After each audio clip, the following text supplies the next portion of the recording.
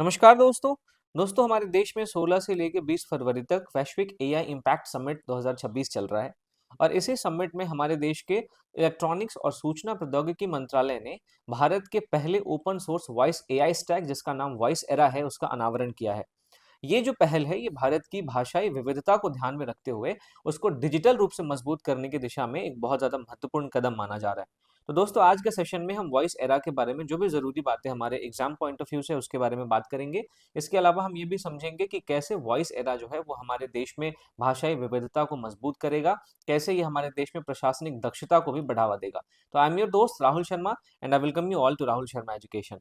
सबसे पहले दोस्तों हम समझते हैं कि वॉइस एरा क्या है। लेकिन उससे पहले अगर आपने वीडियो को लाइक नहीं किया है तो लाइक कर दीजिए, आपने चैनल को सब्सक्राइब नहीं किया है तो सब्सक्राइब कर लीजिए। दोस्तों वॉइस एरा एक एआई स्टैक है। एआई स्टैक कहने का मतलब एक ऐसा संपूर्ण तकनीकी तंत्र है जिसमें आप स्पीच को टेक्स्ट में कन्वर्ट कर सकते हैं, आप किसी प्राकृतिक भाषा संसाधन का इस्तेमाल कर सकते हैं, आप अपने टेक्स्ट को स्पीच में कन्वर्ट कर सकते हैं या फिर अपने सवालों को सीधा बात करके एआई से आप बात करके पूछ सकते हैं। तो वॉइस एरा में जो प्रमुख घटक है वो पहला तो अगर आपने कोई स्पीच लिखा है तो उसको ये टेक्स्ट में कन्वर्ट कर देगा, माफ कीजिए आपके स्पीच को टेक्स्ट में कन्वर्ट कर देगा। फिर उसके बाद आपके टेक्स्ट को स्पीच में भी कन्वर्ट कर सकता है और फिर आप डायरेक्टली इससे कॉन्वर्सेशन कर सकते हैं, इससे संवाद स्थापित कर सकते हैं अगर आपके मन में कोई सवाल है तो। अगर इसके संस्थागत आधार की बात करें तो ये भाषणी राष्ट्रीय भाषा अवसंरचना पर ही आधारित है। जो हमारे देश में अभी आप देखें तो भाषा के अनुवाद के लिए हमारे देश में एक ऐसा तंत्र को स्थापित किया गया है। ये जो वॉइस एरा है इसके डिजाइन की कई सारी विशेषताएं हैं, जैसे ये एक ओपन और खुली हुई संरचना है। दूसरा ये प्लगेबल है। प्लगेबल कहने का मतलब कि ये जो वॉइस एरा एआई स्टैक है इसके छोटे छोटे कई सारे हिस्से हैं और इसका फायदा हमें ये देखने को मिलेगा कि अगर इसमें, चूंकि ये ओपन है, ये खुली हुई संरचना है, तो कोई भी अगर इसमें सुधार करना चाहता है तो जिस हिस्से में सुधार करना है केवल उसी हिस्से को बदलने की जरूरत होगी, पूरी की पूरी प्रणाली को बदलने की जरूरत नहीं पड़ेगी। साथ ही साथ ये इंटर ऑपरेबल है। इंटर ऑपरेबल कहने का मतलब कि जो बाकी दूसरी डिजिटल प्रणाली है, चाहे वो डिजी लॉकर हो, चाहे आप देखें वो आधार आधारित प्रणाली हो या फिर सरकारी कॉल सेंटर हो, इन सब के साथ मिलकर ये काम कर सकता है। इसके साथ साथ इसको क्लाउड आधारित तैनाती की जा सकती है। क्लाउड आधारित तैनाती का मतलब ये है कि इंटरनेट आधारित जो भी सर्वर होते हैं तो उस पे इसको तैनात किया जा सकता है। उदाहरण के तौर पे आप समझिए कि यूपीआई के क्लाउड पे अगर इसको तैनात कर दिया जाएगा तो ये बहुत ही आसानी से ये लाखों जो ट्रांजैक्शन है उसको ये दिन भर में कर पाएगा। इसके अलावा इसको स्थानीय सर्वर पर भी स्थापित किया जा सकता है। स्थानीय सर्वर कहने का मतलब, मान लीजिए सरकार का कोई एक बहुत ही संवेदनशील विभाग है जिसके बारे में पब्लिक में जानकारी नहीं आनी चाहिए और इस विभाग में क्या क्या काम हो रहा है, इस विभाग में क्या कौन कौन से सीक्रेट जानकारियां साझा की जा रही है, उसमें अगर ये पब्लिक डोमेन में नहीं आना चाहिए तो इस संवेदनशील विभाग में भी इसका इस्तेमाल किया जा सकता है। यानी किसी सरकारी डिपार्टमेंट के जो स्थानीय सर्वर होते हैं उस पर भी इसका इस्तेमाल किया जा सकता है और वहां से फिर डेटा बाहर नहीं आएगा। तो इसकी ये विशेषताएं हैं, ये आपको ध्यान में रखनी है।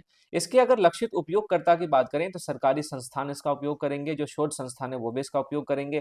साथ ही साथ जो स्टार्टअप और नवाचार पारिस्थितिक तंत्र है वो भी इसका इस्तेमाल आप देखेंगे कि करते हुए दिखेंगे आपको। तो दोस्तों जो वॉइस एरा है ये हमारे देश में बहुत ही ज्यादा महत्वपूर्ण हो जाता है, क्योंकि अब वॉइस एरा के आने के बाद जो पहले सरकार के पास वेंडर लॉक इन की समस्या हमें देखने को मिलती थी वो समाप्त हो चुकी है। वेंडर लॉक इन कहने का मतलब ये है दोस्तों कि जो पहले सरकार, मान लीजिए सरकार ने कोई भी स्पीच की टेक्नोलॉजी पहले किसी प्राइवेट कंपनी से खरीदी। अब मान लीजिए ये तकनीक अगर महंगी हो गई है और सरकार चाहती है कि कोई दूसरी तकनीक हम ले, तो पूरी की पूरी प्रणाली को ही प्रतिस्थापित करना पड़ता था। अब क्या होगा कि वॉइस एरा चूंकि प्लगेबल है, प्लगेबल कहने का मतलब कि छोटे छोटे हिस्सों में बना हुआ है, तो इसकी मदद से क्या होगा कि सरकार को जहां पे परिवर्तन करने की जरूरत है केवल उतने हिस्से को ही चेंज करना पड़ेगा, बाकी हिस्सा वैसे का वैसा ही रहेगा।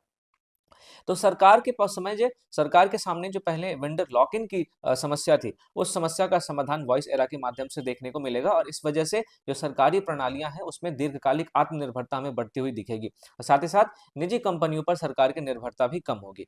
इसके अलावा जो वॉइस एरा है ये भाषणी की क्षमताओं का विस्तार करेगा। भाषणी में आप देखें तो मुख्यतः जो भाषा का अनुवाद है उसका काम होता है, लेकिन वॉइस एरा के आने के बाद अब उसमें रियल टाइम स्पीच सिस्टम को भी इंक्लूड कर दिया जाएगा। यानी आप जैसे ही कुछ बोलेंगे तो आपके स्पीच को समझ के वो आपका जवाब देगा।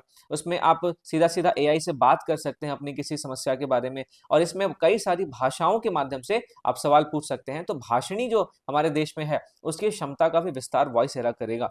इसके अलावा आप देखिए तो भारत जैसे बहुभाषी देश में जो भी प्रशासनिक सेवाएं हैं उनको स्थानीय भाषाओं में भी उपलब्ध कराने में ये जो वॉइस एरा है ये काफी ज्यादा महत्वपूर्ण होने वाला है। तो दोस्तों मैंने आपको बताया था कि वॉइस एरा जो है वो भाषणी की अवसंरचनाओं पर ही आधारित है। तो भाषणी क्या है इसके बारे में हमें जानना चाहिए। भाषणी हमारे देश में एक एआई संचालित भाषा अनुवाद मंच है। इसका पूरा नाम है भाषा इंटरफेस फॉर इंडिया। इसके विकास की अगर हम बात करें तो इसको ministry of electronics and information technology यानी कि मीटी के द्वारा इसको डेवलप किया गया है। साथ ही साथ इसको नेशनल लैंग्वेज ट्रांसलेशन मिशन के तहत डेवलप किया गया है और इसके कार्यान्वयन का जो भार है वो डिजिटल इंडिया भाषण डिवीजन के पास है, जो डिजिटल इंडिया कॉर्पोरेशन के अंतर्गत आती है। तो ये जो भाषणी है दोस्तों, ये भाषणी का कई सारा उद्देश्य है। जैसे एक तो राष्ट्रीय सार्वजनिक डिजिटल भाषा मंच का निर्माण करना, जहाँ पे अलग अलग भाषाओं का अनुवाद करके लोग मतलब जो भाषाई विविधता है उसका लाभ उठा सके। साथ ही साथ जो हमारे देश के नागरिक हैं उनको उनकी पसंदीदा भाषा में सरकारी सेवाएं उपलब्ध करवाना, और जो हमारे देश में भाषाई विभाजन हमें देखने को मिलता है उस भाषाई विभाजन को समाप्त करना। अक्सर आपको नॉर्थ और साउथ के बीच में एक भाषाई विभाजन देखने को मिलता है। साउथ के लोग अक्सर नॉर्थ की भाषा को जानबूझ के नहीं बोलते और फिर नॉर्थ के लोग जो हैं वो साउथ इंडियन भाषा को नहीं समझ पाते। तो ये जो भाषाई विभाजन है उसको भी समाप्त करने के उद्देश्य से इस भाषणी मंच को बनाया गया था।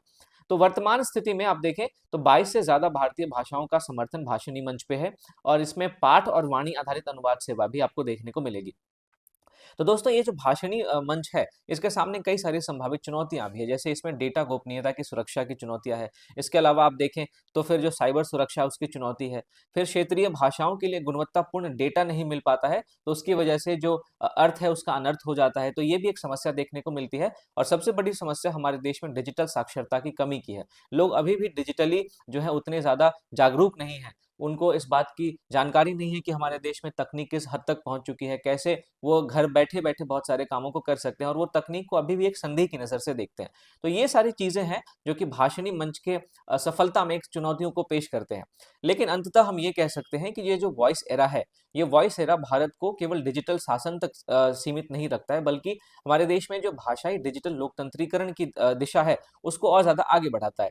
ये जो पहल है ये प्रशासनिक दक्षता को बढ़ाएगा, हमारे देश में सामाजिक समावेशन को बढ़ाएगा, क्योंकि क्षेत्रीय स्तर पर लोग अपनी भाषा में अब सवाल पूछ सकेंगे, अपनी भाषा में अब सरकारी योजनाओं के बारे में वो समझ सकेंगे और इससे हमारी तकनीकी आत्मनिर्भरता भी मजबूत होगी।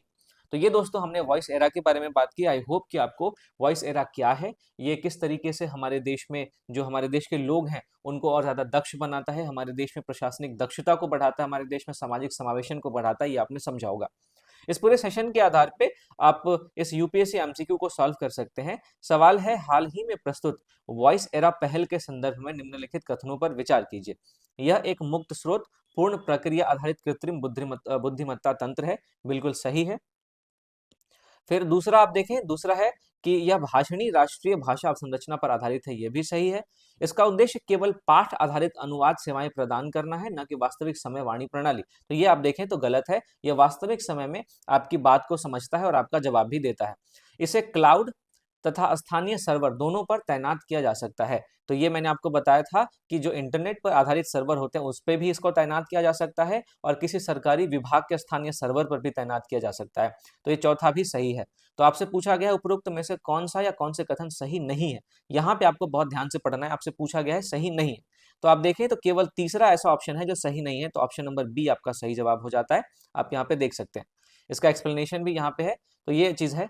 और अगर आपको दोस्तों इस सेशन का पीडीएफ चाहिए तो आप मेरे टेलीग्राम चैनल को जरूर ज्वाइन करें। टेलीग्राम चैनल का नाम है राहुल शर्मा करंट अफेयर्स। यहाँ पे आपको इसका पीडीएफ बिल्कुल फ्री ऑफ कॉस्ट मिल जाएगा। और जाने से पहले दोस्तों अपने दोस्तों में ये वीडियो जरूर शेयर करें, साथ ही साथ इस वीडियो को लाइक करें, चैनल को सब्सक्राइब करें। मिलता हूँ आपसे अगले टॉपिक के साथ। Thank you for watching.